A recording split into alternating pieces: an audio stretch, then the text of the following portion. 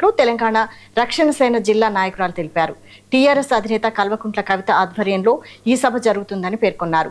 ఉచిత విద్య, ఉచిత వైద్యం, రైతుల సంక్షేమ సహా 5 ప్రధాన అంశాలను ఎజెండాగా తీసుకుని సభ నిర్వహిస్తున్నట్లు తెలిపారు. సామాజిక తెలంగాణ సాధన కోసం చేపడుతున్న ఈ సభకు ప్రజలు పెద్ద ఎత్తున తరలివచ్చి విజయవంతం చేయాలని నాయకులు పిలుపునిచ్చారు. జోహార్ జోహార్.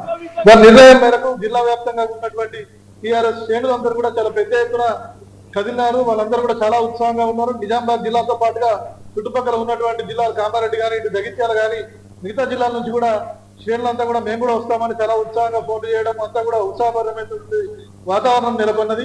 ఏదైతే టీఆర్ఎస్ పార్టీ మూల సిద్ధాంతాలుగా ఈ పాంచజన్య సిద్ధాంతాలను కవిత గారు చెప్తున్నారో, విద్య కానీ, వైద్యం కానీ, ఉపాధి కానీ, వ్యవసాయం కానీ, దాంతో పాటుగా సమాజంలో గౌరవంగా నిలబడాలి అన్న ఉద్దేశంతో పెట్టినటువంటి సామాజిక న్యాయం కానీ వారి నిర్ణయం మేరకు జిల్లా వ్యాప్తంగా ఉన్నటువంటి టీఆర్ఎస్ శ్రేణులందరూ కూడా చాలా పెద్ద ఎత్తున కదిలినారు. వాళ్ళందరూ కూడా చాలా ఉత్సాహంగా ఉన్నారు. నిజామాబాద్ జిల్లాతో పాటుగా చుట్టుపక్కల ఉన్నటువంటి పాంచజన్య సంకల్ప సభ నిజామాబాద్ లో ఈ నెల 31వ తారీఖు నాడు నిర్వహించబడుతుంది.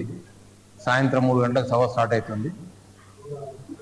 పాంచజన్య సంకల్ప సభ ఏదైతే ఈ సంకల్పం కవితమ్మ గారు తీసుకున్నారో, మన దాదాపుగా నిజాం నిరంకుశ పాలన నుంచి తెలంగాణ భారతదేశంలో వచ్చి 79 సంవత్సరాలు అయింది.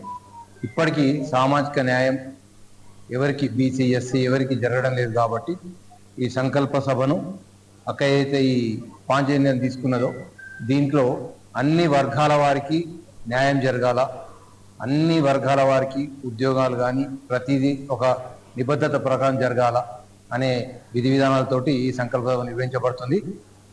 పాంచజన్య సంకల్ప సభ నిజామాబాద్లో ఈ నెల 31వ తారీఖు